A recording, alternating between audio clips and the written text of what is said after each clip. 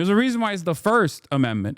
On top of that, this administration is obviously actively trying to erode that constitutional protection, and this is going to hurt everybody, okay? A lot of people don't understand. They think, oh, those guys are simply, radicals. They're Marxists. They're this, they're that. Not realizing that it's not just the radical Marxists or whatever that these guys want to prosecute. They want to go after all dissent.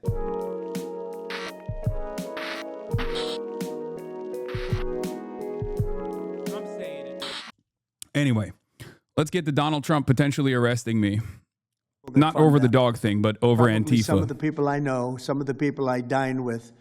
But if they do, they're in deep trouble. So we're going to be looking very strongly at the people that are funding these operations. When you see the signs, and they're all made out of a beautiful, beautiful paper, beautiful, nice, stiff, very expensive paper with beautiful wood handles, all the same color. They come from very expensive printing machines. These are not people that write out their signs in a basement that believe in something. These are paid anarchists.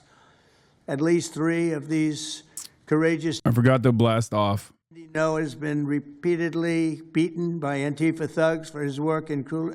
Andy is a very serious person, too, I have to tell you. I've been watching him for a long time. Is Andy here? That's what I thought. Hello, Andy. I thought that was you. You're looking better than you do out on those streets, huh? You look much better. It's nice to have you. You feel a little safer here, I think, maybe. Well, not that safe, because you have them.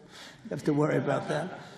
But thank you very much. Andy Ngo has been repeatedly beaten by Antifa, and including one assault that left him with a brain hemorrhage. Only days ago, Nick Sortor was assaulted in Portland by a flag-burning mob, and we've made it 1-year penalty for inciting riots. We took the freedom of speech away because that's been through the courts, and the court said you have freedom of speech. But what has happened is when they burn a flag, it agitates and irritates crowds. I've never seen anything like it on both sides, and you end up with riots. So we're going on that basis. We're looking at it not from the freedom of speech, which I always felt strongly about, but never passed the courts. This is what they do, is they incite. When you burn an American flag, you incite tremendous violence. We have many examples of it, many examples of it, and it's actually down on tape, and you see things happen that just don't happen unless it's the flag that's burning. Very recently, Katie Davis Court was hit in the face with a flagpole in Portland by an Antifa radical, leaving her with a very blackened eye. So, Katie, thank you very much, and I'd like to also say that I watched Nick. Where's Nick? Is Nick here? Nick? Hi, Nick. That was a rough time you went through. I hope you got my little note. I wrote you a note. Yeah, I really appreciated that. It helped a lot because it was a difficult situation. It was very stressful, and your note helped a lot. I truly appreciate it. I thought it was terrible, actually. I thought it was terrible. So we'll talk about it a little bit. Under the last administration, the Department of Justice targeted faithful Catholics, Christians, and patriotic parents as domestic extremists. They said, oh, they're extreme because they believe in God. They're extreme because they go to Catholic church, or evangelicals, where everybody was under the gun. Unless you are a really bad, sick person, then they left you alone. Under the Trump administration, we're going after Antifa criminals, and all who fund and support their campaigns are in serious trouble. And we have a lot of records already, a lot of surprises, a lot of bad surprises. It's people that you would never think. I want to thank Attorney General Pam Bondi, who, by the way, yesterday was incredible in Congress. It was amazing, and she just did it from the heart and the brain, because she's very smart, in all fairness. But she did it from the heart, and she did it an incredible. Everybody was talking about it. She exposed some of these fake senators, these terrible senators, people like Blumenthal that had a phony war record. For 20 years, he talked about it, what a hero he was, and it turned out he never went to Vietnam. For 20 years, he talked about being a hero in Vietnam. Then it was exposed when he said what platoon he was with, and it was exposed that somebody was watching from that particular platoon. They said he was never with us. And then he went out and he cried, and he was ready to drop out of the election. And disgraceful. And then he looks at people like Pam and he starts criticizing her, and she's a patriot. They ought to do something with that. You know, we have a young congressman that's right now in jail for lying about where he went to college and other things. It was, you know, frankly not good. It was pretty bad. But it was nothing compared to Blumenthal. I mean, what Blumenthal did, he was for 20 years a hero, a great war hero. And then he sits back and, you know, sanctimonious kind of a guy, looks down, how dare you do this to the American public, you know? What a fake. But I thought Pam was incredible yesterday, as well as Secretary Kristi Noem, who's really out there courageously, and I appreciate it, Kristi, amazing what you're doing. FBI Director Kash Patel, who's really coming up with some great information, Kash. It's great. Keep it coming, because there's plenty of it. Deputy Attorney General, one of the best lawyers you'll ever find, Todd Blanche, who I know personally is a good lawyer because I'm here. Thank you very much, Todd. Good job, Todd. Let me ask Attorney General Bondi to say a few words, and then we'll follow it up with Secretary Noem and Director Patel. And we're going to have some of the people around the table, very courageous people, and they're going to be talking, journalists, almost all, and they're going to be talking, and we'll take some questions from the press at the end. Okay, Pam, please. Thank you, President Trump. And as you made clear, Antifa is a domestic left-wing terrorist organization. We've seen them on video for years because they wanted to be seen and they got away with it. They beat journalists, they attack courthouses, they attack police stations, they dox and assault our law enforcement officers. The Biden administration let them commit these crimes with total impunity for years. So did Democrat leaders like Pritzker and Mayor Brandon Johnson. Last week, independent journalist Nick Sorter was arrested just for protecting himself against Antifa. I saw it online and I called Nick. I couldn't believe what happened. He did all this just trying to save our American flag from being burned. He was pushed down and assaulted, yet the local police arrested Nick, not the Antifa thugs who did this to him. Antifa feels empowered to operate in the open because weak Democrats have turned a blind eye to their actions. Their hatred for President Trump and for law and order agendas fuels their violence. We've seen more than 1,000% increase in attacks against our ICE agents since January 20th. Secretary Noem is out there fighting for you firsthand. Twitch hearing was supposed to be today, but no CEO committed to it. To be clear, this doesn't mean a hearing with Twitch Discord execs isn't happening at all, but it does seem that as of last week, oversight hasn't gotten any CEOs to commit to testify. Congress isn't compelling CEOs to testify as far as I know yet. Staying on this. Update here, which I neglected to mention, this hearing is not happening today. I'm told that oversight is still communicating with Reddit, Steam, Discord, and Twitch on testimony, but also House has canceled this hearing scheduled for this week anyway because of shutdown. Yeah, the shutdown today was supposed to be the congressional hearing. Not like it's just an informational congressional hearing, but because Congress is shut down, they couldn't do that. And from what I understand, they haven't actually gotten any like CEOs to be on board with it anyway. And I don't think they were ever going to get Gabin, for example. It's just not going to happen. But, you know, it is what it is. Deputy Attorney General Blanche were in Chicago yesterday. While Secretary Noem was in Portland, we are around this country fighting against this domestic terrorism. We had Apple and Google take down the ICE block apps. Hope they continue to comply with that. I'm going to blast off. Hold on. Do we have a blast off meme? Of our federal law enforcement officers. We're not going to stop at just arresting the violent criminals we can see in the streets. Fighting crime is more than just getting the bad guy off the streets. It's breaking down the organization brick by brick. Just like we did with cartels, we're going to take the same approach, President Trump, with Antifa. Destroy the entire organization from top to bottom. We're going to take them apart. Thanks to your bold leadership and the designation of Antifa as a terrorist organization, which is exactly what they are, Americans will no longer tolerate their unhinged violence. Thank you. Thank you very much, Pam. Christine. Well, thank you, Mr. President, and thank you for hosting today and focusing on Antifa and the terrorists that they are. Let's not make any mistake. These individuals do not just want to threaten our law enforcement officers, threaten our journalists, and the citizens of this country. They want to kill them. Their agenda is to destroy the American people and our way of life, and this president is standing in their way. He is stopping them from bringing their death and their destruction to the individual citizens in this country that just want to raise their kids and their grandkids in peace and in safety. I want to also thank everyone around this table for being so bold and so brave, for standing up and recognizing the threat that Antifa is to our way of life. By recognizing how advanced they are, how sophisticated their networks are, how they've infiltrated our entire country, and we're seeing them play out with their tactics from city to city, and how they have built out their funding mechanisms. And, sir, I also want to thank our Treasury Secretary for his work in getting to the bottom of these funding mechanisms and individuals who are perpetuating this violence on our American cities. I was in Portland yesterday and had the chance to visit with the governor of Oregon and also the mayor. They're in town, and they are absolutely covering up the terrorism that is hitting their streets.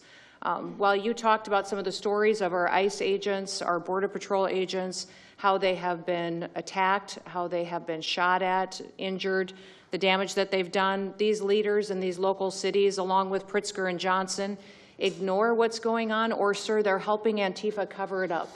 We have arrested dozens of individuals that are Antifa members or affiliated with them, and I want to thank our Attorney General for prosecuting them and making sure they never see the light of day again.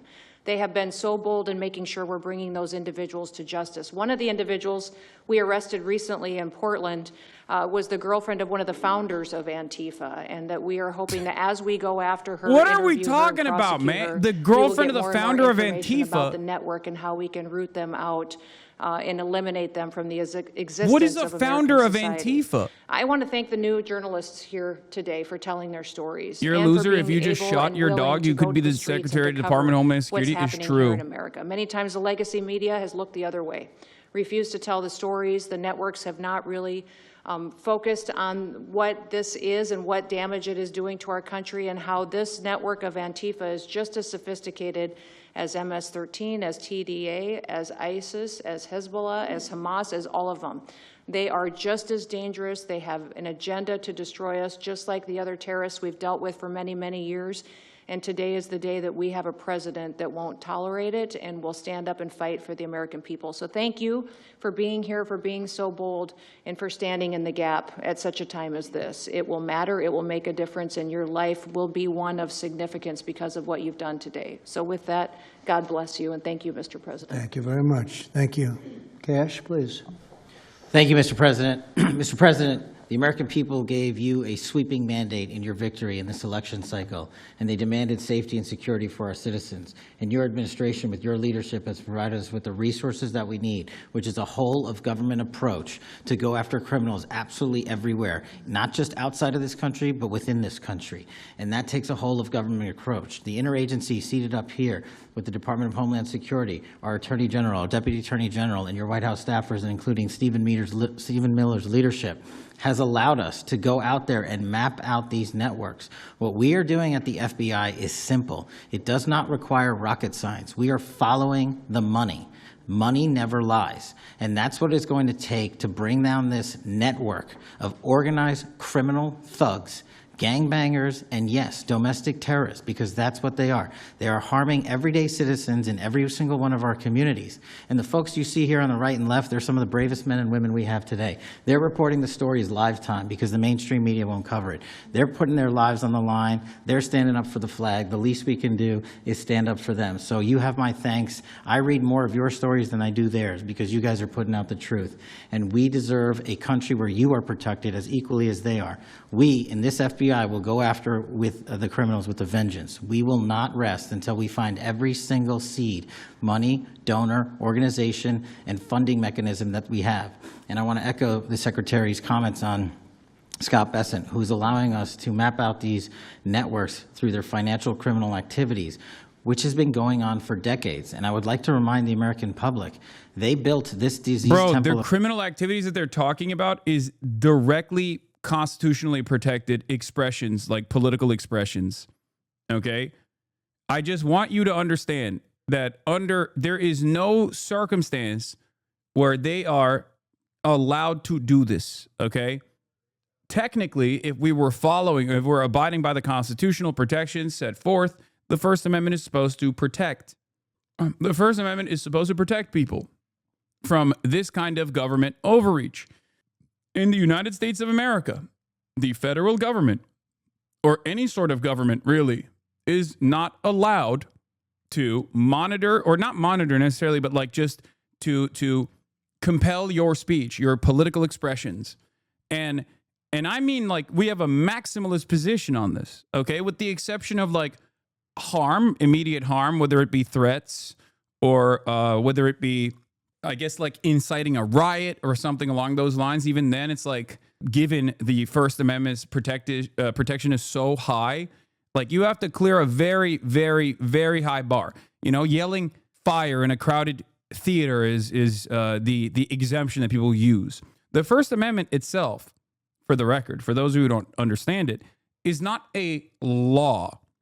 The better way to think about the Constitution is a law for the government, a law not restricting the average citizen's behavior, but instead it is a law that restricts the government from compelling the average citizen's behavior. Not even just the average citizen, by the way. The Constitution obviously expands to every single person on U.S. soil.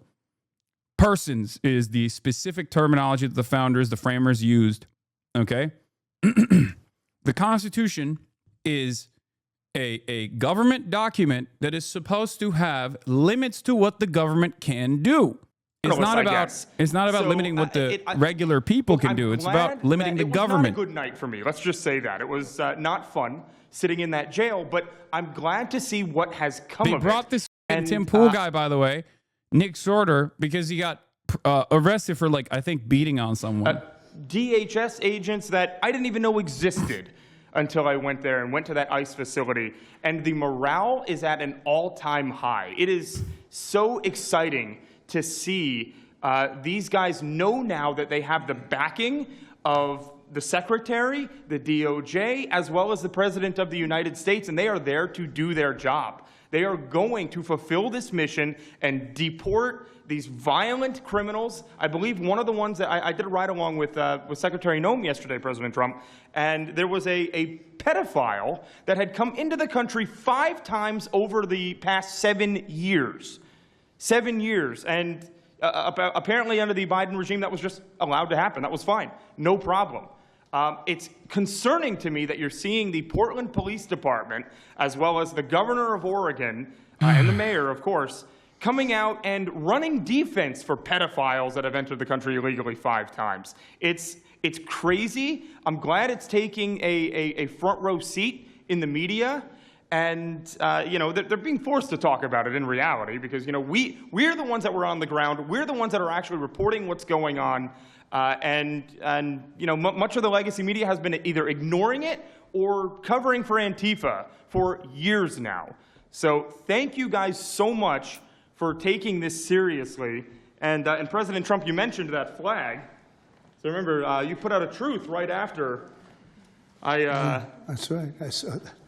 Took this flag from that man that was burning it in the street. I saw it. Do you know who he is? Oh, yeah, I know exactly who it is. So why don't you give it to Pam? Give it to the Attorney General, and let's start prosecutions. I actually have a second flag. Once again, burning the American flag is constitutionally protected speech, okay?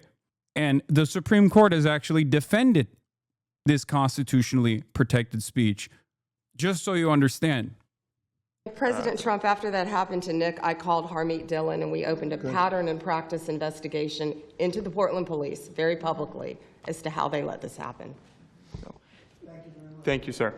Mr. President, Brandy Cruz, you're going to hear us be very fired up today, and you can tell, and it's because some of us have been covering Antifa for 15 years and have never had anyone in a position of authority even acknowledge their existence. And I'll also tell you that I think that had you not done, the single most powerful thing you've done to deal with this scourge has been acknowledging that Antifa is a real thing. I genuinely believe there would be people at these tables who would be dead today and would have been killed in Portland had you not called them a terror organization and said, we're going to bring the full weight of the federal government to bear. I talked to Katie Daviscourt in Portland the other day. She'd been assaulted all summer. And she said the same thing. They didn't seem quick to violence as soon as you made that designation. So they're thinking in their heads, they're worried. There's been 24 or so arrested in Portland. They don't want to go to federal prison. There's this video of them, one of them who was in the face of an ICE agent, and then he's in custody shaking. Once you take the mask off, they're nothing. Right. And I was told by probably a dozen people not to tell you this. I'm going to tell it to you anyway, because it's relevant to what we're talking about. I'm living proof that you can recover from TDS. I had strong Trump derangement syndrome for probably 8 years. This is one of the reasons I recovered from it. And by the way, it's much better to not have TDS. I'm happier, I'm healthier, more successful. I even think I got a little more attractive after I got rid of my Trump derangement syndrome. Yes. You know, I'm a reporter in Seattle, and frankly, I could not care any less what any of you have to say about this meeting. Could not care any less. We're not here for you. I'm not here to convince any of you that Antifa is a real thing, because if you have not come to that conclusion by now, you are never going to come to that conclusion because you don't want to see it. And you're going to go and you're going to say it's a bunch of right-wing conservative influencers who are here spinning a tale. I was one of you. I was a mainstream reporter in Seattle for 10 years. I was a TV reporter on the streets doing my job, and I was still assaulted by Antifa. So it's not about being conservative. It's about people who go there and show what they're doing. And when I saw, after all those years, that the media wouldn't be honest about what was happening, that Democratic politicians wouldn't be honest about what was happening, I thought, well, gosh, if they're not being honest about that, maybe they're not being honest about President Trump either. And it opened my mind to just looking at things for what they were. And now I find you quite funny, actually. Now it's like I said, I'm much happier about it. But you know, for me, again, I could not care any less the stories that they go to print. This is what I care about. We have 3.5 years. Nothing is guaranteed, although I think if Democrats keep it up, we'll probably have Republican presidents for the next 3 decades. But nothing is guaranteed, and so what I want to see over the next 3.5 years is a full court press to dismantle Antifa once and for all in a meaningful way. I know, Andy, we talked before this about some ideas. That's really what we want to. I don't care what the media says. I don't care what Democrats say. They will never wake up to this fact. So we want the federal government to take as many of these cases as possible, look at the interstate travel between Portland and Seattle when it comes to these people who are committing violent acts, and hopefully in 3.5 years, they will be a shell of their former selves. Very close to that, and it's Antifa and many others, unfortunately. Yes. There are many others, bad ones. Most have been named terrorist organizations. There are a couple that we're going to. But I think we've got it pretty well covered. But there are many others. But very specifically today, it's Antifa, and it's really bad. And we're going to get it this cleaned is up. every Andy, time. Thank you very much. I'm glad. Every time people are talking about like Portland is a war zone, it's just really funny to think. It's really funny to just like tune into Portland and show exactly what's going on in Portland when they're like, Portland is a war zone, army of Antifa. And then this is the army of Antifa. And this is the army of Antifa. This is what they're doing in Portland, the war zone, right? It's just, it kind of reminds me of that.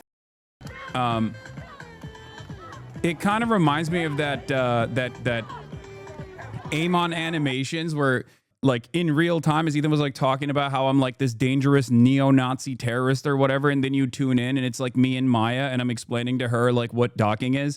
That happened in real time, apparently. Okay, you are no different from Israel. Stop hurting your dog, idiot. It's insane. Like, it's basically like that. But it doesn't really matter because, once again, if you just stay on the other side, you can be perfectly comfortable knowing that, like, Portland is on fire, knowing in your heart of hearts, knowing in your mind that Portland is, as a matter of fact, on fire. Okay? Meanwhile, I mean, it happens all the time. It happens all the time with like protests. It happens all the time with protests in general, where you will see people go, the cars are on fire. The cars are on fire. It's completely It's completely out of control. They're burning the Waymos, and then you will watch me go to a protest, the exact protest they're talking about, like Los Angeles is on fire, and I walk 3 blocks away and I go get a ice cream at like a Japanese ice cream restaurant. It is so difficult to cut away at these insane narratives because a lot of people don't want to see the other side. They just want to continue being deluded. Now, under different circumstances, that would be fine. That delusion, that level of delusion would be fine. Okay? As long as it just kept people scared and it's whatever. But now, after the government has expertly crafted this hysterical narrative, manufactured this outrage, they're using this narrative to continue ridiculous political prosecution, illegal political prosecution of people who are exercising their constitutionally protected, for now, constitutionally protected right to exercise their First Amendment rights, to protest against police, to protest against whoever the they want to protest against. That is the most fundamental American value. It is more fundamental an American value than racism is, okay? That is the most important, most fundamental American value, okay? There's a reason why it's the First Amendment. Now, on top of that, this administration is obviously actively trying to create an alternative. This administration is actively trying to erode that constitutional protection, and this is going to hurt everybody. Okay, a lot of people don't understand. They think, oh, those guys are simply radicals. They're Marxists. They're this. They're that. Not realizing that it's not just the radical Marxists or whatever that these guys want to prosecute, even though that shouldn't be prosecutable regardless, right? Those guys actually want to stamp out any matter of political dissent. That's what they want to do. They want to go after all dissent. They recognize that they are unpopular. They recognize that they don't have the broad popular mandate that they thought that they had, or that they deluded themselves into believing that they had.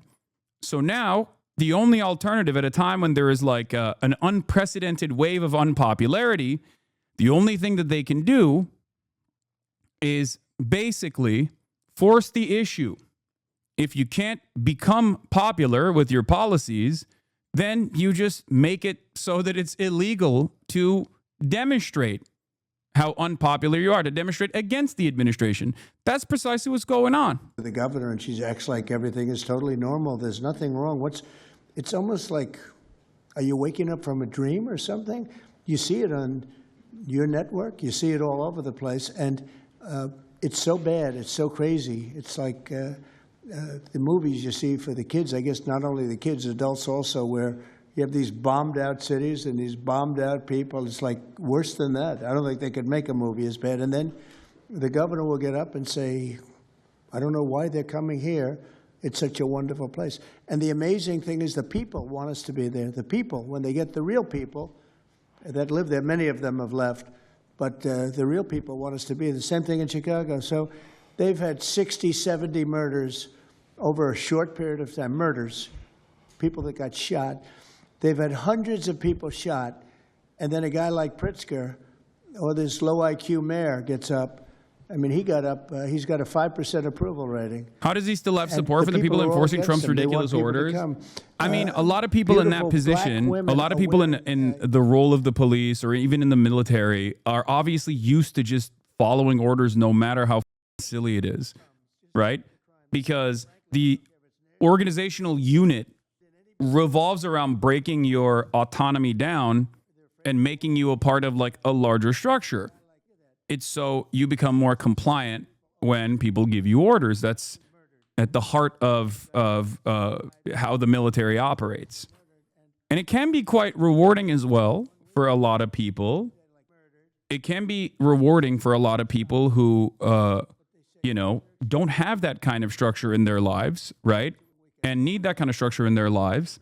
But ultimately, that is the goal of the military, and that's why the military will at times do things that every single individual within the military structure will follow through on.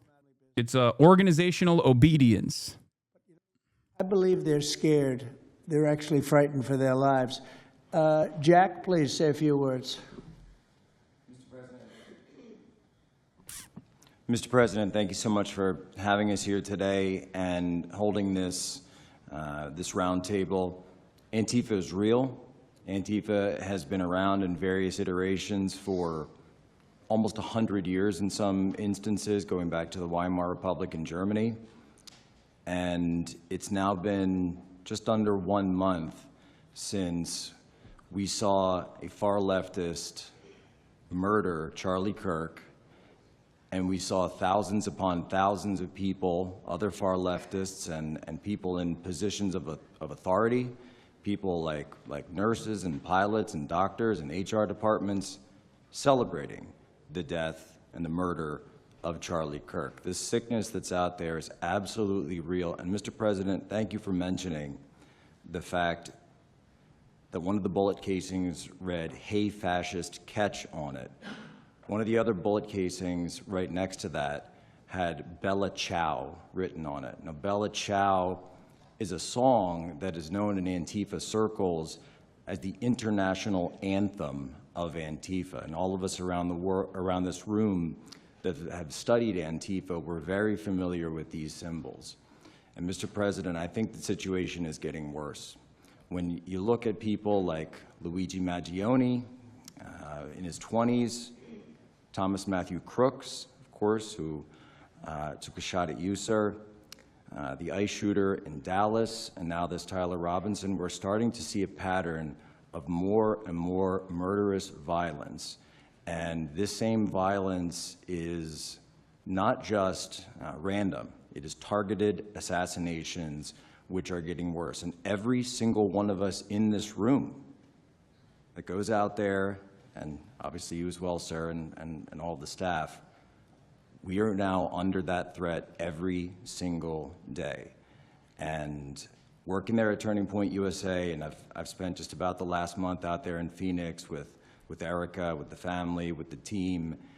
And I will tell you this, Mr. President, even though going through something like that, which is an absolute nightmare, and people say, how can you watch this for so long is nauseating? I have to. This is the future of the country. It was horrible. But we're not going to quit. And it's like specifically impacting continuing the tour that Charlie was people, on. not just like myself, but just like people like yourselves as well. 5,000 people last night in Montana, if you can believe that. We are continuing to organize on campus. None of these are journalists, by the way, and they're not asking questions. They're here to just like chirp. This threat, knowing what happened to Charlie. But Mr. President, we need to do something about this, because I fear that the next one who could be killed could be sitting at this table right now. And we're not going to stop, but they need to stop, and they will not stop until they are stopped. Thank you. Thank you, Jack. I appreciate it very much. One thing I have to say is that Washington, D.C. was almost as bad. I don't know what could be worse than Portland. You don't even have stores anymore. They don't even put glass up. They put plywood on their windows. But most of the retailers have left. But Washington, D.C. was so bad. And Pam, I'd say it took 12 days to really make it pretty good, and a month to make it great. And now people are going out to dinner. The restaurants are booming. They don't have enough seats. They're opening up new restaurants because many of them closed. And people are walking down the street totally safe. A reporter, I'm not sure if she's there. I can't see somebody reported it. She is. She was violently assaulted. And I don't know, she tends to be somewhat liberal, but she wasn't liberal on this one. I appreciated your honesty, but that won't happen again. It won't happen again.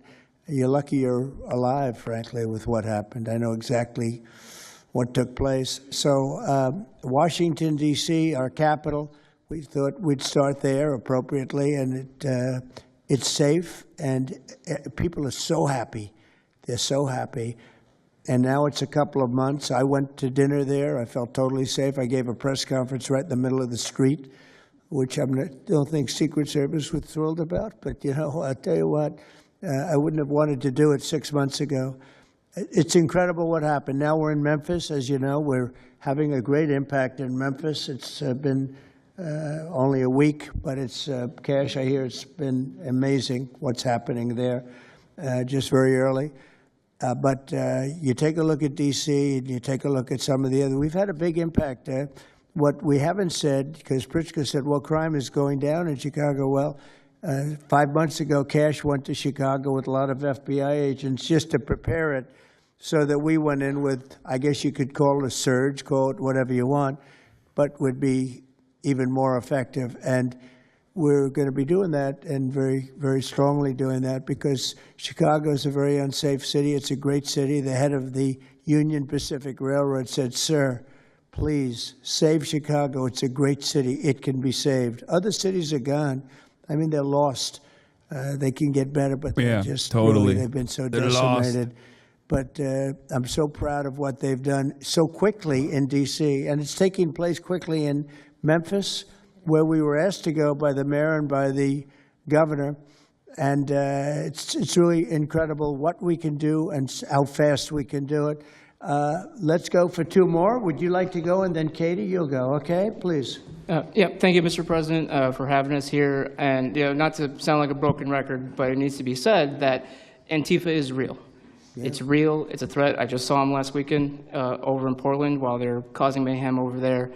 And the reason why they're such a big problem is because we have Democrats and a lot of people in the mainstream media refusing to acknowledge that they even exist, right? So how can we as a country begin to address it when you have large swaths of, these people who are supposedly decision makers and people who are supposed to inform, they don't want to say that it exists.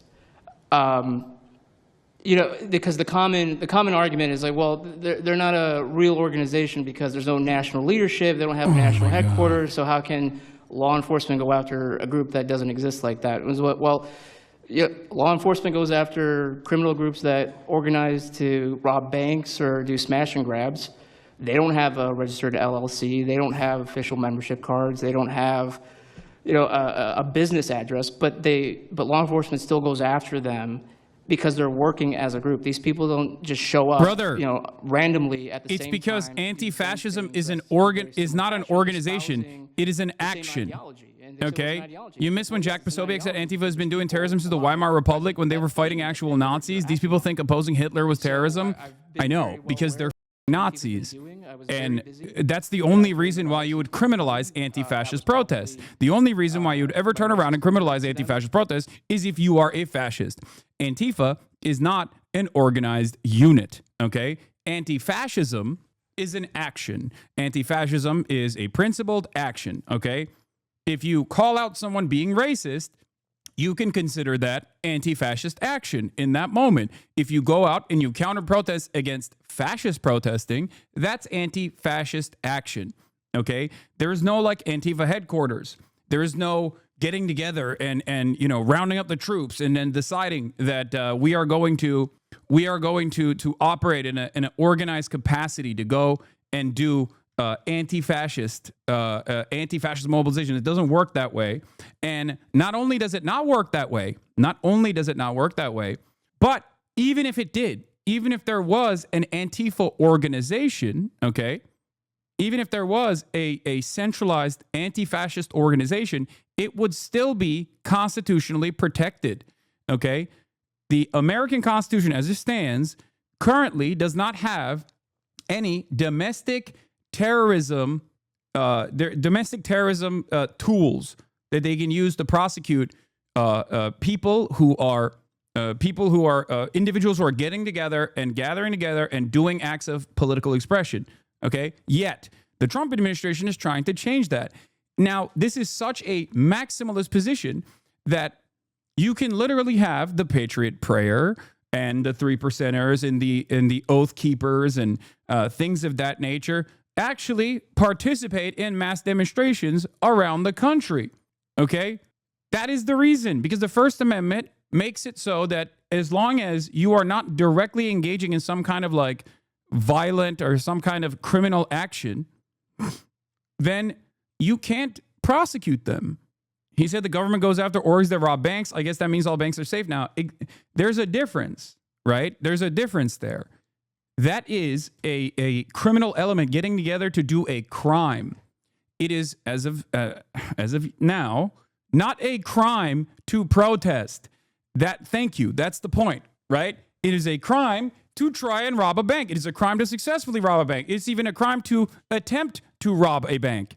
It is not a crime to organize a protest. It is not a crime to mobilize to organize a protest.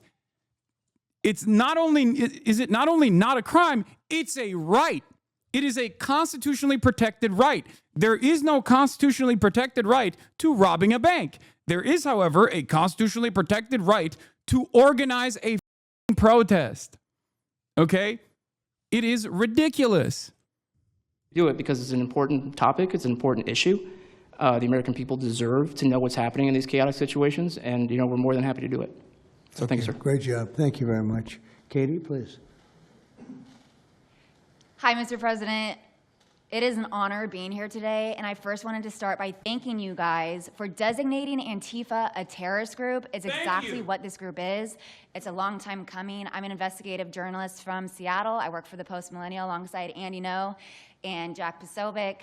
I have been infiltrating Antifa cells in Seattle and Portland for the past decade. I know their inner workings, and Antifa uses extreme political violence to crush the civil rights of their political enemies and believes that violence is justified by any means necessary. But today, I want to focus on what is happening in Portland at the ICE facility. I've been covering this for the past 4 months, and this is a call out to corporate media who has completely ignored this story or has falsely reported on it. This is nothing short other than a sustained attack on the United States, which is being supported by Democratic elected officials. The Portland Police Bureau has completely abandoned several blocks outside the ICE facility, giving away their jurisdiction to a terrorist group who has spent the past 4 months harassing, assaulting, and intimidating anyone they perceive to be against their cause. Not only have federal agents been relentlessly assaulted for more than 100 consecutive days, black-clad anarchist militants concealing their identities behind black facial coverings have been assaulting reporters just for trying to cover their crimes. Today, I am sitting here with a black eye and a concussion after being violently hit in the face with a metal pole while reporting outside the ICE facility just this past week. After the attack, I immediately went to three Portland police officers who refused to detain the suspect. I took the time to chase down the suspect in the streets, had her held for 35 minutes. I was waiting for Portland police to come, and they never came. Then that's what opened my eyes to what this group is actually doing. I watched 20 Antifa militants help my assault suspect escape into an Antifa safe house that is 1 block away from the ICE facility. And this safe house is where Antifa-affiliated protesters are conducting paramilitary operations. It's where they're arresting, they're showering, they're eating to continue this occupation. I have staked out this safe house and have observed shift changes. This group is highly organized. It is being funded through mutual aid groups, and they have no plans of stopping. Residents living across the ICE facility have been held hostage by Antifa. They're begging for federal intervention. The city, and they want you, President Trump, to come in and restore law and order. I want to stress the importance of taking this situation seriously, because when I first started reporting on this occupation, I went undercover in Black Bloc. I talked to these Antifa militants. I lasted for about a month. They believe that ICE agents are the Nazi Gestapo who need to be killed. They told me that directly, and I think that if this situation is not taken as seriously as it is, it's just a matter of time before someone gets killed. And thank you for having me. Thank you, Katie. That's pretty incredible. The only question nobody can answer is why. Why are they doing this? They're like insurrectionists. They're terrible people. But you really wonder why. Why are they doing it? What are they What are they gaining other than they're obviously paid? They're paid a lot of money. Go ahead, please. Mr. President, if I can answer that question, the reason why they're doing it is because the same media that's sitting in this room with us has declared all of us at this table Nazis and fascists, and they've been doing this for years. This is why Antifa feels emboldened to attack us. Now, almost every single person at this table has been threatened with a steel bat. We've been assaulted, we've been harassed, we've been threatened, and that is in huge part due to the media. So my message right now is for you guys, because 2 years ago, back in 2020, by the way, I was censored for my reporting on Antifa here in Washington, D.C. You were talking about how safe it is now, Mr. President. It wasn't so safe back then. Back in 2020, I watched as a father was being mobbed and surrounded by Antifa members as his terrified, crying children looked on and the police here did nothing. I watched as a woman had her hair violently ripped out of her skull simply for waving an American flag on the streets of Washington, D.C. And by the way, if you guys try to go and find any of this footage, you won't find any of it because Twitter deleted all of it because our president shared my reporting and they deleted my entire account immediately after. So now, if you want to know what happened in 2020, all you're going to see is the media headlines that said that it was fiery but mostly peaceful. Thanks for that one, CNN. The reality is that it was an extremely violent period of time, and for the last 10 years, Antifa has been wreaking havoc on law-abiding and innocent American citizens, and it needs to end. Now, I'm with Turning Point USA. It's an honor to be here, Mr. President. Thank you guys so much, everybody in the administration, for giving us a seat at the table, because the media has not only been demonizing us for so long, but immediately after the brutal assassination of our founder, Charlie Kirk, our Turning Point USA chapters have seen an uptick in violence across the nation as Antifa chapters that are embedded in our universities go and target them. It's been extremely difficult to report on the ground, and for a long time I was afraid to go to Portland because I knew that the only people who would have my back, like Julio said, were one of my friends on the ground because there is no police force there. I was terrified to go because I knew if I got shot or stabbed, and I have been assaulted, I've been mobbed and robbed in Austin, Texas by Antifa, that nobody would come to help me.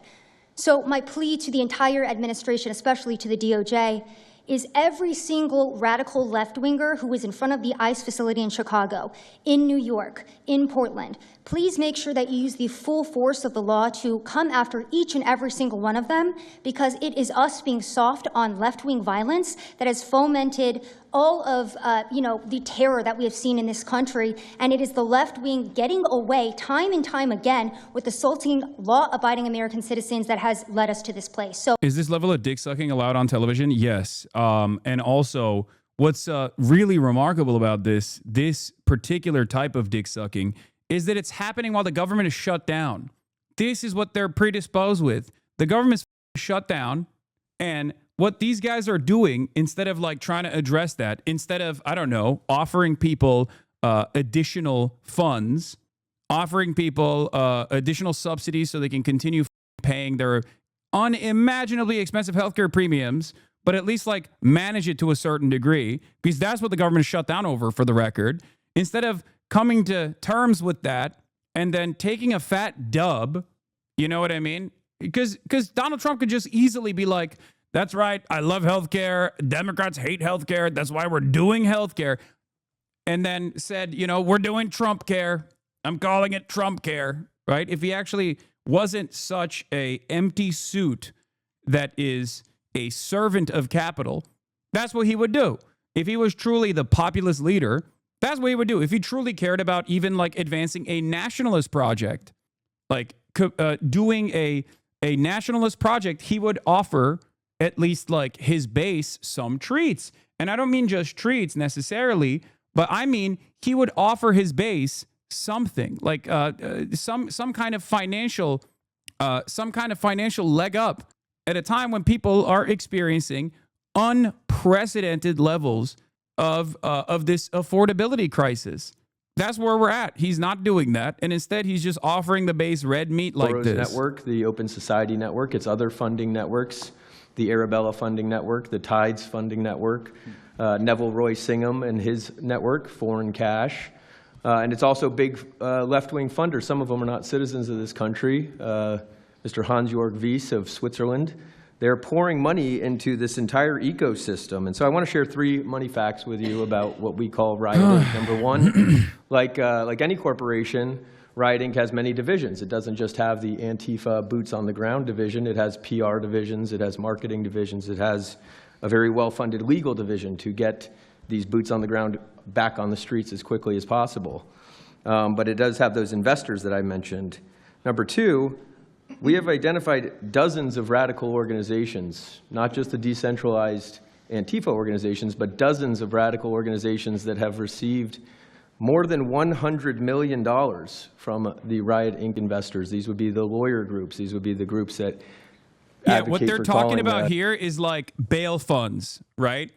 Like people who set up bail funds specifically so that people who are arrested for not breaking any laws or anything, people who are simply arrested and detained can be quickly released, okay? That's what this is for, but they call it the Riot Inc. or whatever. Charged with domestic terrorism, these groups received money for that from both the billionaire class as well as taxpayer money. So one other thing, this money helps fund the decentralized crowdfunding. These are the Antifa legal observers that are participating in the protests and are there specifically to the Lawyers Guild that specifically is there to look at violations. The National Lawyers Guild is there to write down violations of constitutional protections. Like they even consider Act Blue, which is like the funding vehicle for the Democratic Party, to be a part of this as well. It's just a payment processor. It's just so ridiculous. Cash or Pam. Absolutely. Or Christie. Yeah, we'll do that. As soon as you can. That's all of you. This well-funded legal org works to protect Antifa terrorists from prosecution, according to the Federalist newspaper. But these are people that there's a reason why they're covering this shit right now, by the way, because they want to go after every single organization that specifically works to ensure that people's constitutional rights are not violated. Okay? I'm sorry.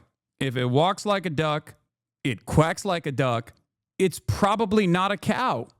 Okay? If you are prosecuting people who are anti-fascist for simply engaging in anti-fascist demonstrations, if you are saying that anti-fascism is a terrorism designation, if you are actively trying to go after all of these other groups, all of these other like 501c3s, for example, that work to ensure that the administration doesn't violate every administration, by the way. Like this is not these organizations are not Democrat run or Democrat funded, by the way. These organizations also operate when the Democrats are in charge. The National Lawyers Guild and the ACLU and all these other like civil liberties, like civil rights organizations, human rights organizations, work under every administration.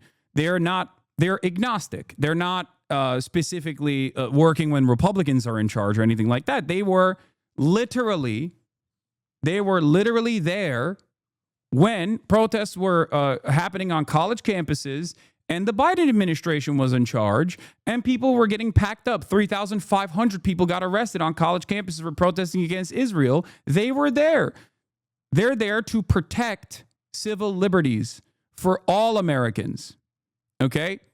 That's what they're there for. Dangerous, and I thank you, Mr. President, and your administration as well for acknowledging that. Thank you very much. It's too bad you have to go through it. I know, it's a little crazy, right, Mr. President? Well, you're going to get to the bottom of it, so it's a very important thing you're doing. Thank you very much. Please, Cam. Yeah, I've just got something very short. I'm attacked every time I do my job. I do find it pretty crazy, though, that like they're basically looking at the situation, right? They're looking at the situation and they're like, they did January 6th. A lot of these groups that participated in January 6th were responsible for other criminal acts as well. Not just protests, but like straightforward incidents of like domestic terror, right? And these guys are looking at that and saying January 6ers are actually good. And that is not like a real insurrection. They were just simply visiting. the halls of Congress, but maybe were a little too aggressive in their visitation. Okay, maybe they expanded on their visitation rights. Okay, and they must be freed. And Donald Trump actually got them free. He pardoned every single person, and some of those guys literally had to go back to jail because they were pedophiles. Okay, but what's crazy is, on the one hand, those guys are good as long as you are doing an insurrection, like a legitimate insurrection, at the behest of the president, the current president, then that's fine. If you're a brown shirt, that's fine. That's really good. On the other hand, however, if you are protesting against the administration, then you're bad. Then you're bad, and you should be prosecuted to the full extent of the law. You should be treated like a terrorist. You should be black-bagged, and you should be arrested. It's ridiculous. Also, just the stories that they publish about what's the ICE enforcement operations that are so heavily slanted that it's no longer, as I was saying, no longer just Antifa, but Americans that are becoming radicalized. So they've been very irresponsible with how they've been reporting. Who is that? MSNBC, for example. Would you rate them the worst? Probably. Who would you rate second? Well, they ran a story about an operation in Southern California about how a father of 3 Marines was arrested, and they made it seem like they just did it because he's brown. But there's video of that same man charging at the agents with a weed whacker. Now, I've worked with weed whackers back in the day, and you don't want to be on the receiving end of one of those. So that's why he was arrested, but the story was presented as if it's a brown guy just simply being arrested. And I've been around ICE agents, and I'm a citizen, so I feel fine. But it's just that's why. It's not just Antifa. It's not happening in a vacuum. It's it's working in conjunction. I think they work in conjunction with some of the media. I think ABC is very bad. I think NBC is very bad. And CBS has a new owner, so we have hope for CBS. CBS has a great new owner, my opinion. But I will tell you, ABC is terrible. NBC is terrible. NBC's MSNBC too. They changed it. They moved it over legally so they couldn't be tainted by the words MSNBC, but they are absolutely terrible. There are a lot of them. What about independents? Independent networks. They're a little bit better, but I would say that we're an example of how you don't need to be part of a super large company to be able to do just basic journalism. All you got to do is sit and record, and you'll let the story play out. And that's why they hate us. That's why Antifa targets us. Well, I watched a level of dishonesty that's incredible, where answers are changed. Like just before the election, an answer was changed by Kamala. She gave a horrible, death-defying, election-defying answer, and they took the answer out and they replaced it with another answer that she gave 5 minutes later, having to do with a different subject, but at least it wasn't election-defying. No, the level of dishonesty with the media is incredible, whether it's on Antifa or many of the other groups. You're talking about Antifa, and I know that's close to your heart because that's the one that's most affecting you, but there are others that are as bad or almost as bad as Antifa, having to do with different people, different sections of the world, but it's terrible. We're not going to let it go on in this country. We're not going to let it go on. And a big problem is not all of them, but some of the networks out there. And you do wonder why. You really do. Okay, please. Go ahead. Yeah. Mr. President, thank you again. Thank you. My name is Jonathan Cho. I am an investigative reporter for Frontlines Turning Point USA. I'm also a senior fellow at Discovery Institute in Seattle. And I cover far-left extremism as well as the homeless drug crisis in America. And I find it oftentimes those worlds intersect. And hot off the presses, what I wanted to bring to your attention today is a report from a Capital Research Center here in D.C. in conjunction with Discovery Institute. They just put out this study right now. And what it shows is that Antifa is heavily embedded in the homeless and housing nonprofit sector. In many cases, the homeless industrial complex is running cover for Antifa. Bro, this is a real who's who for literally all of the worst scumbags. It's like, this is, if you've ever been on a, what's the guy's name? What's that guy that like Asmongold watches all the time? The guy who goes to like, what was his name? I'm forgetting now. Tyler? Was it Tyler or something? The f was that guy's name? Jesus Christ. Tyler Oliveira, huh? Yes. It's basically a real who's who. If you've ever appeared on a Tyler Oliveira video, if you've ever set up a grift specifically to talk about the dangers of Antifa, you have been invited to this panel. It's insane. Even this guy, who is like a relatively newcomer to this reactionary content slop industry, was invited. This guy, I've dunked on before. He's just like too stupid to make a coherent argument. It's crazy. The needle and change the game. But what's also come Just a out straight up again clown is show. that there is a connection, a deeply embedded connection with the homeless housing nonprofit game. Yeah. Each speaker goes like this. Hello, glorious President Trump. You are so beautiful and hot, and I love you. Antifa thugs insulted me, and it made me sad. And we need to make protests illegal. I'm so lonely. I'm a journalist also, by the way. Lamau, one of these freaks just said, Antifa deeply embedded in the homeless industrial complex. Like, it's crazy. You know, and he helped us get elected, us. It's really But is once us. again, you can say whatever the Some you of want. them, but not too And many it of them, blows not enough my of them. mind. And It blows my mind that you can say whatever the you want. And nobody is going to go, hey, I don't think that's true. I don't think what you're saying is correct. I don't think there's like a big homeless industry that specifically benefits from there being more homeless people. Like, there is no homelessness industrial complex. Handful of those other outlets that have been lying about, I mean, various things, but especially what ICE, the brave men and women over at ICE have been doing. I was talking to Antifa members in Portland the other day, and you know, a lot of these people genuinely believe, they buy these lies, and they genuinely believe that they're fighting against literal Nazis and not brave men and women that are putting their lives on the line to basically, enforce basic immigration law, right?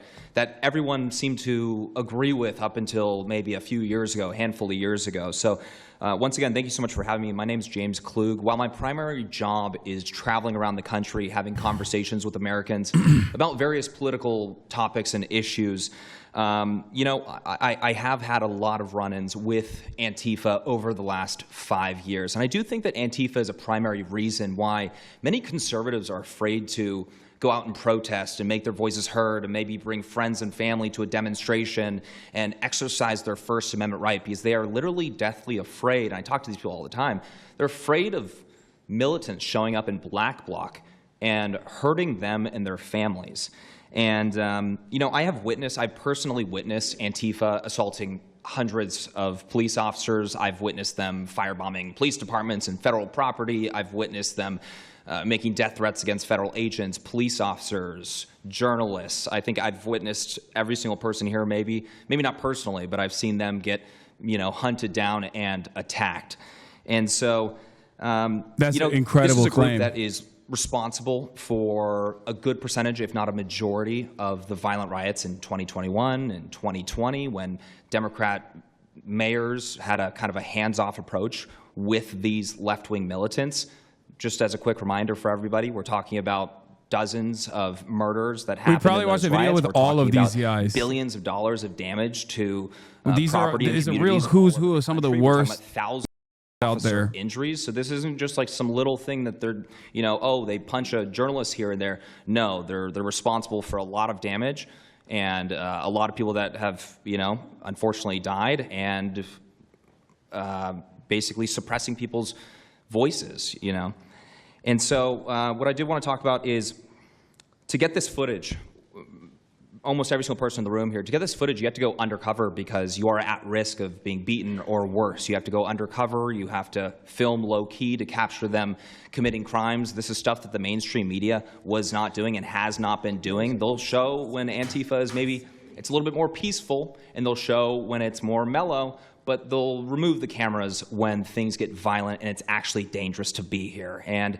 I have personally witnessed legacy media vans showing up at a riot 300 yards away, getting out of the vehicle, filming for 30 seconds, saying something like, fiery but mostly peaceful, packing up, and to add insult to injury, you have Democrat politicians that are saying, it's just an idea, right? That's all this is, so it's just an idea. After all of this chaos, it's just an idea. Well, that idea has threatened to kill me and many of my friends that are here today. So, Mr. President, thank you so much for bringing this to the forefront, and it's definitely making a big change. The Really guy talking appreciate it. about, right, the guy talking right now, James Klug, is a YouTuber whose most popular video is not all Black Lives Matter. They have Asmold and the Twitch's hentai guy in the White House before long. Oh, for sure. The White House is bringing on straight up Nazi slop tubers. That is where we're at already. Like, it's one step removed from like having literal VTubers beaming in. Antifa's job is to literally make fascists afraid to do fascism. Antifa is not a organization, as we already talked about, but it's like anyone and everyone that takes it upon themselves to say Nazis. It can be something as simple as that.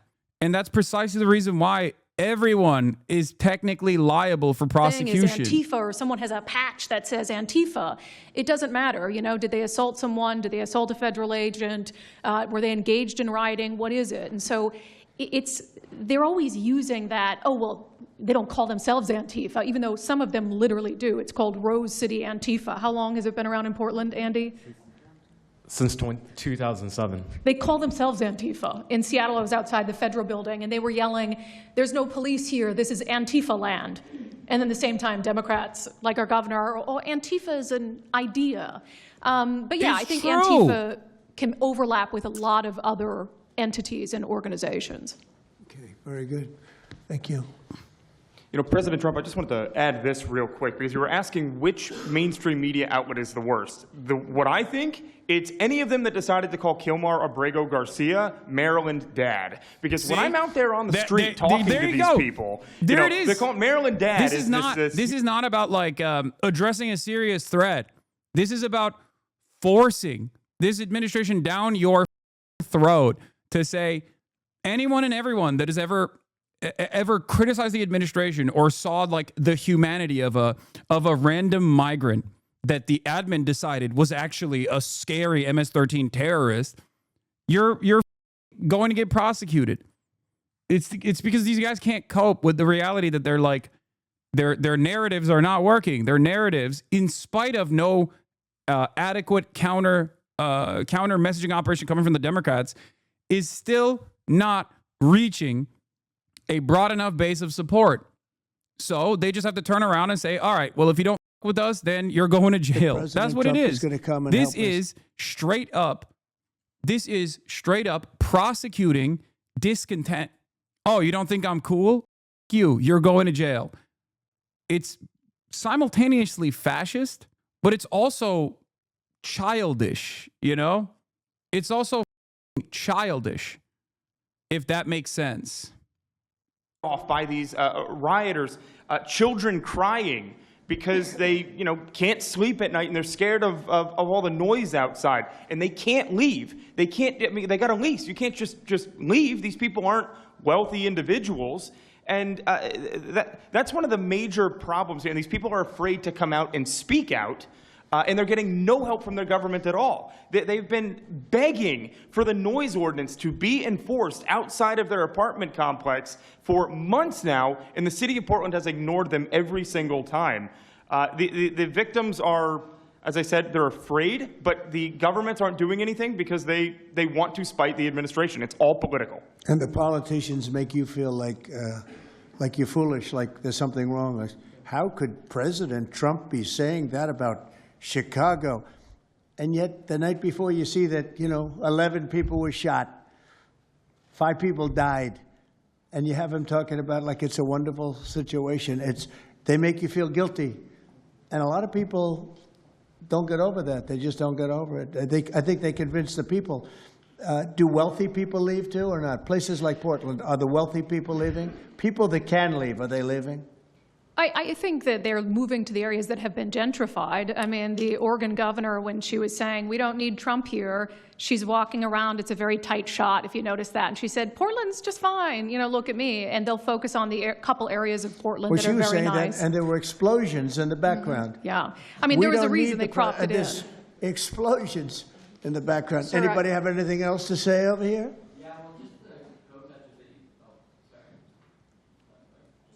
And then should we be taking questions, or is it just a waste of time? Because they're going to ask questions, but, well, there's Brian, he's good. But you know what? In a way, it's a waste of time, because if you give a great answer, they don't put it on. If you give a horrendous answer, or even if you give a great answer, they make it sound like it's not a great answer.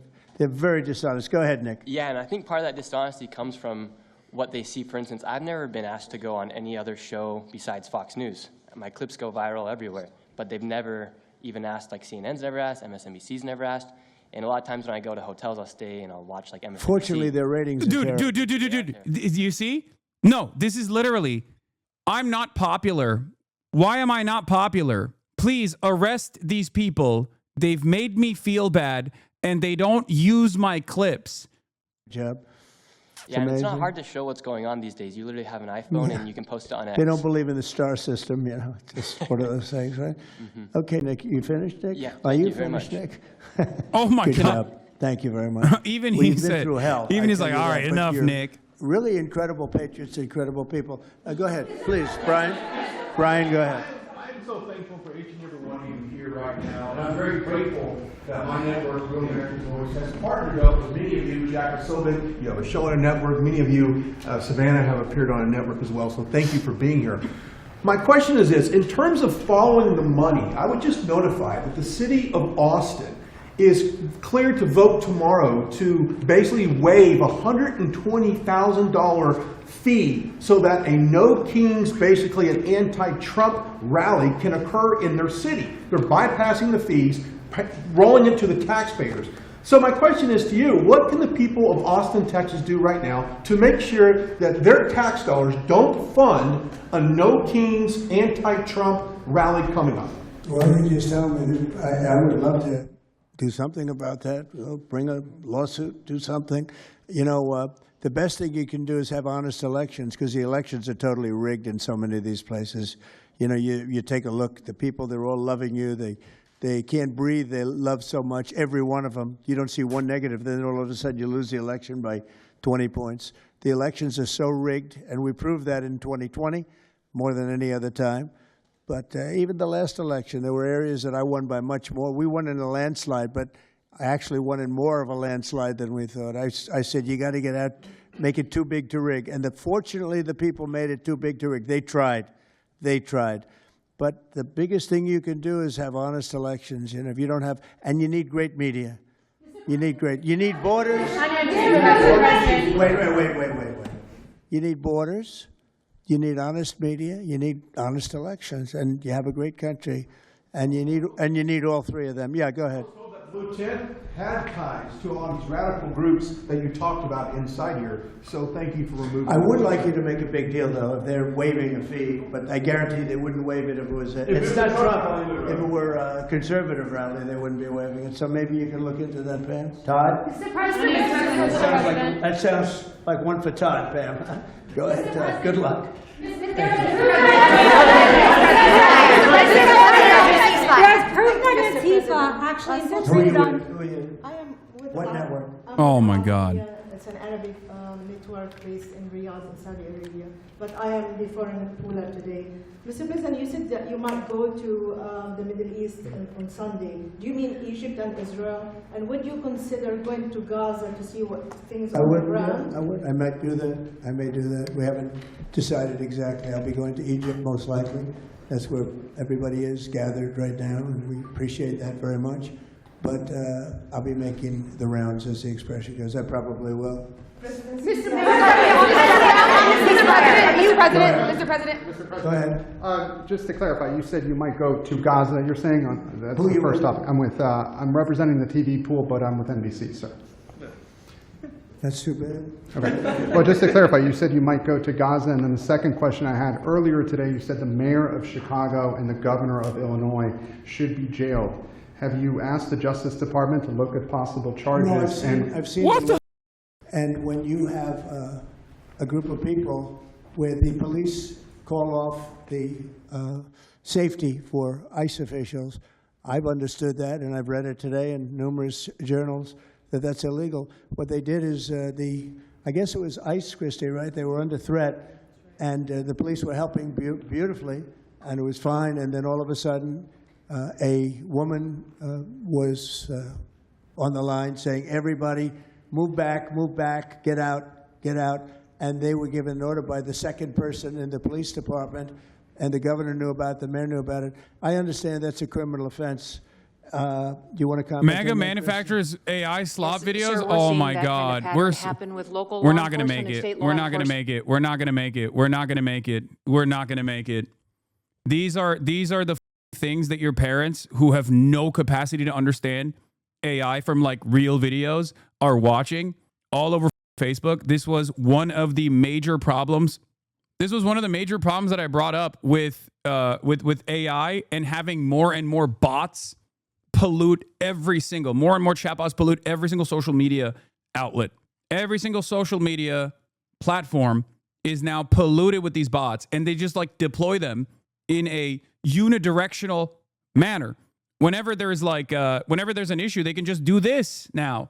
It's so I don't know how we're going to, I do not know how we are going to regulate this. I think if I was in charge, obviously this administration would never do that, but if I was in charge, one of the things that I would do is make it so that it's illegal to not allow, make it illegal to post an AI video without actually declaring it AI. There needs to be a watermark that says like, this is an AI video, like a disclosure or something. There has to be a mandatory watermark, dude. It is so bad. I mean, look at what Chris Cuomo did the other day. And Chris Cuomo is a media guy. He should know better. Remember when he posted the AOC thing? When it was like so obviously, it had a watermark. Actually, now that I remember, that video had a watermark and that dump still posted it. That video literally said, this is AI. This is an AI video. And he still posted it. Oh my God, we are so cooked. I don't see this going anywhere good, man. I don't see this going anywhere good. They've emphasized that Antifa, it's not necessarily this big organized thing. It's a bit ambiguous. It's deorganized. I think that's one of the words that Andy used. What is the challenges of going after a group that makes it intentionally difficult to go after and find? That could be for you, the Attorney General, anyone up there. Well, they're smart people, and they deceive. A lot of them are crooked people. A lot of them have been staying out of trouble their whole lives, and they've been bad from the day they were born, frankly. But these are sick people. Pam, go ahead, please. Well, they're smart, but they're not smart enough. Oh, my microphone's broken. They're smart, but they're not smart enough. They have been covered by these liberal cities for so many years. And that's why we're all working with Treasury, with all these different departments, to find the criminal conspiracy. Okay. I'm just giving. Yeah, I was just given a note by the Secretary of State saying that we're very close to a deal in the Middle East, and they're going to need me pretty quickly. So I will take a couple of more questions. Please. Thank you, sir. I also have two questions for you, if I may. Have you given any more thought to possibly suspending habeas corpus to not only deal with these insurrectionists across the nation, but also to continue rapidly deporting illegal aliens? Yeah, it's suspending who? Habeas corpus, sir. Oh, I don't know. I'd rather leave that to Christie. What do you think? No, Due sir, I process. haven't been a part of any discussions on that. Chat. They are talking about suspending due process. Oh my Lord! This is CNN speaking, by the way. Okay, it's awesome that Trump doesn't know what habeas corpus is, by the way. It's very clear he did not know what it is, and I don't even think Kirsty Noem knows what it is either. How will you decide which workers get back pay? Habeas corpus is due process. Well, we're going to see. Most of them are going to get back pay, and we're going to try and make sure of that. But some of them are being hurt very badly by the Democrats, and they therefore won't qualify. Go ahead, please. What will the administration do to foreign Antifa organizers and funders who are located overseas? Go ahead. In the yellow, please. So the Nobel Peace Prize will be announced on Friday. You've been nominated by many world By many, many countries. That's by many right. countries, as well as the hostage families. Do you think you will win? I have no idea. I mean, look, I did settle. Marco would tell you we settled 7 wars. We're close to settling an 8th. And I think we'll end up settling the Russia situation, which is horrible. 7,000 people died last week, by the way, in Russia, between Russia and Ukraine. I think we'll settle that. So I don't think anybody in history has settled that many, but perhaps they'll find a reason not to give it to me, you know? Perhaps they will.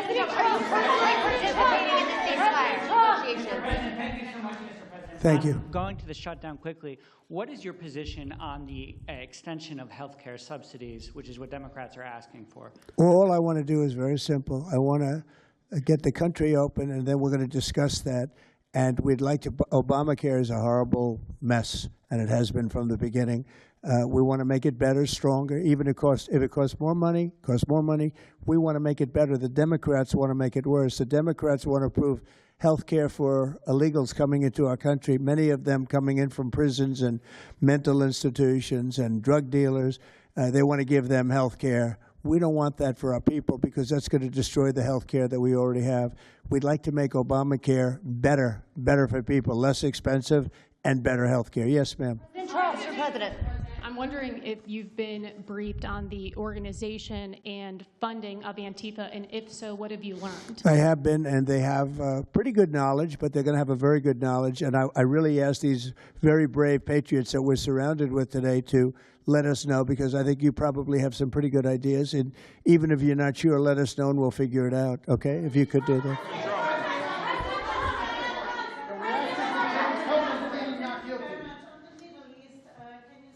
You're from Italy? No, I'm from France.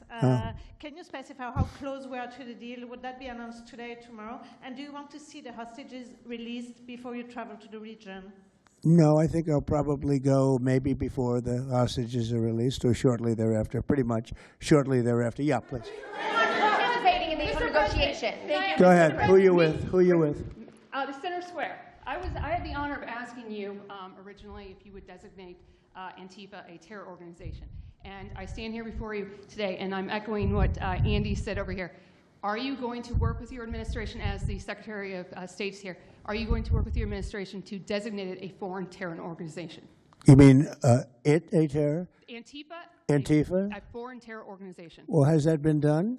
Pretty close, right? Would you like to see it done? Yes, Mr. President. You think it would help? They have foreign links I'd be glad all to across do it. Western I think it's Europe. the kind of thing I'd like to do. If you'd like, does Middle everybody East. agree? If you agree, I agree. Let's get it done, okay? Let's get it done. Marco, we'll take care of it. Mr. President. That's international, you mean? Yes. International. Mr. President. Sounds good to me. Foreign terror organization. Steve, are you okay with it? Yes, it's true. There are extensive foreign ties, and I think that would be a very valid step to take. Good, I think so too. Yes. Good, I think it's a good point. Thank you. President Trump, are you planning on fully participating in this? On the shutdown, we are now about 1 week away from military service members missing their paychecks. We'll always take care of our military. Would you encourage Congress to pass a standalone bill to pay our service members? Yeah, that probably will happen. We don't have to worry about it yet. That's a long time. You know what 1 week is for me? An eternity. 1 week for me is a long time. We'll take care of it. Our military is always going to be taken care of. Yeah, please. Blue dress, blue. President, Rebecca with Blaze News. I'm curious to know, so you're talking about the money funding these Antifa organizations, and somebody brought up Roy Singham, I think it was you, who, by the way, is married to one of the co-founders. I want to mention something here. What is what is anti-fascist protesting against? They're protesting against this administration doing fascism. That's the due diligence that he does before designating someone a foreign terrorist org. Does everyone agree? Okay, let's do it. Exactly. But on the other side, while these guys are trying to talk about how like the dudes wearing frog costumes or whatever are like dangerous terrorists, dangerous homegrown terrorists that must be prosecuted to the full extent of the law, maybe shot and killed by the military. On the other hand, what is ICE doing? What is the unit of the federal government, the armed jackbooted thugs of the state doing? That's a question you might have. So far, they've shot and killed an unarmed man, lied about the circumstances, shot a woman 5 times for obstructing their vehicle, roughed up elderly women, zip-tied small children, shot a clergyman in the face with a pepper ball, beat the out of a 79-year-old like car wash owner, okay? Marched through downtown Chicago masked and armed. And also, they have not, and this is David Axelrod's brief summary here, they have not done the thing that they said they were tasked to do, which is going after the worst and the worst of all criminals. In the same time frame that since Donald Trump actually became president, ICE has also literally killed 17 people in detention. So as far as like which organization, if we were to even assume Antifa is an organization at all, which one is worse? It's not even a question. Of course people are going to complain about this. Of course people are going to yell about this. And I'll tell you another thing that's really up. While they are focusing all of their initiatives on targeting people at factories, targeting people at courthouses, as in people who are following the letter of the law, right? People who are already in constant communication with the federal government. They're going to their immigrant court hearings and they're getting apprehended at their court hearings next to their families. While that's going on, the ICE resources and federal law enforcement resources in general, and this is their own admission, is being exhausted on doing that instead of investigating drug trafficking, sex crimes, and other various different crimes that are supposed to be dealt with by the federal law enforcement authorities. It is insane. It is insane to me that anyone and everyone still to this day makes it seem as though this is totally appropriate. Like, even if you care about law and order, okay? Even if you care about law and order, a lot of people understandably do, right? But if you're like one of those guys who's like, I want criminals to be punished, right? Because there's a difference between like, I want law and order and I really want to stick it to the real criminals, right? Even if you were duped by Donald Trump's initial assessment that the Brandon administration was simply refusing to prosecute the worst of the worst criminals and worst of the worst offenders, okay? You should be frustrated right now considering that they're not doing that. Like, they are literally not doing that at all. They are just simply doing everything in their power to terrify black and brown people, terrify migrants, both documented and undocumented, terrify neighbors of migrants, both documented and undocumented. And in the process, because there's only a finite amount of resources that exist to do this, they have stopped actually prosecuting and investigating real criminals. It's insane, dude. Cash, thanks for the great job. Always my man back down there. Thank you, Jay the silent Drizzle, for type, the but he's a 25 hell get of a the lawyer. subs. Thank you all. We're going to get peace in the Middle East. That's what we want to do. Thank you very much, everybody. Who is they? Whites? Just saw it.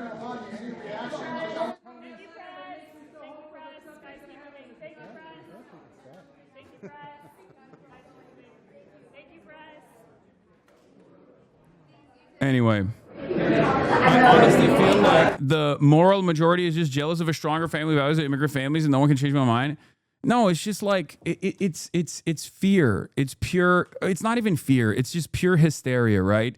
It's hysteria that they themselves designed as a galvanizing force. The notion that like undocumented migrants are responsible for heinous crimes and whatnot, and they did that because they wanted to get votes. They wanted people to vote for them, right? They wanted people to go out and vote for the administration. So in the absence of like any sort of real problem that they could commit to solving, like the cost of living crisis, right? Which is a major driving force behind why Republicans voted against the pre-existing administration, against the Democratic administration, because they had experienced real negative wage growth, negative real wage growth for a year and a half under the Biden administration. So they were very frustrated, and they felt like Kamala Harris was not adequately addressing these issues, right? They felt as though a lot of people felt as though Kamala Harris was not going to represent the change that they wanted to see. And they foolishly thought perhaps the Republicans would represent said change. Now, of course, for some people, they do care about this like racist shit, right? They do care about, prosecuting migrants because they're scared. They feel bad. They're worried. For others, Perhaps they believed Donald Trump's false presentation that migrants were responsible for unimaginable shares of crimes, when in fact it was the exact opposite, right? When you look at the data, when you look at the actual data, it shows that undocumented migrants are responsible for a lower percentage of crime per capita than natural-born U.S. citizens are.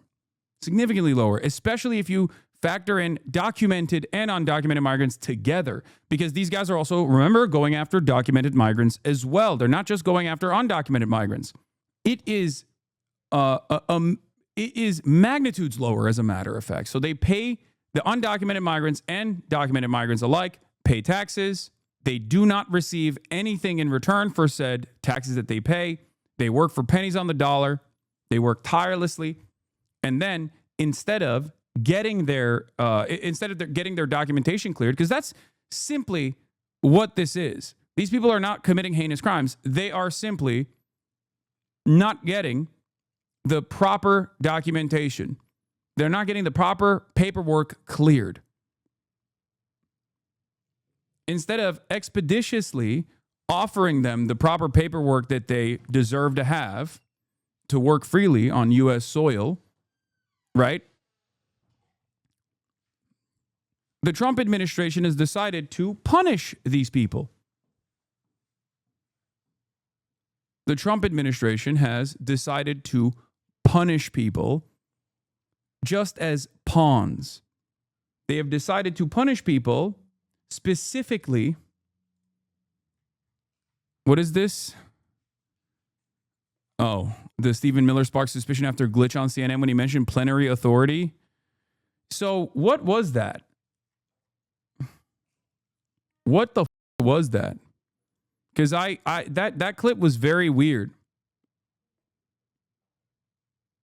He just like glitched. He glitched like a robot. But yeah, here's what I had talked about already. This is an example of what you're referencing. Exclusive. Federal drug prosecutions fall to the lowest level in decades as Trump shifts focus to deportations. While you were muted, he said prosecute Code Pink. Oh my God. Medea, get behind me. To know, so you're talking about the money funding these Antifa organizations, and somebody brought up Roy Singham, I think it was you, who, by the way, is married to one of the co-founders of Code Pink, this infamous left-wing organization. I'm curious to know the administration. Who is that? Who is that? Roy Singham. He's married to. No, did you say they're here? No, he's not. A journalist brought him up, but Oh, I see. Okay. Yeah. Okay. Seamus, thank you. Good bring up. Excellent. Go ahead. He's somebody who's been reported on extensively, and I'd love to know what the administration is going to do to actually bring consequences to some of these names you mentioned. Well, I don't know the name, but I would like to ask Pam to take a look at it. You know, a lot of the best information we find are through you and other people like you. So I'd like you to look at it, Pam. I do appreciate that he does not know anything. Hasan Reaction is one of the best ones in the React channel.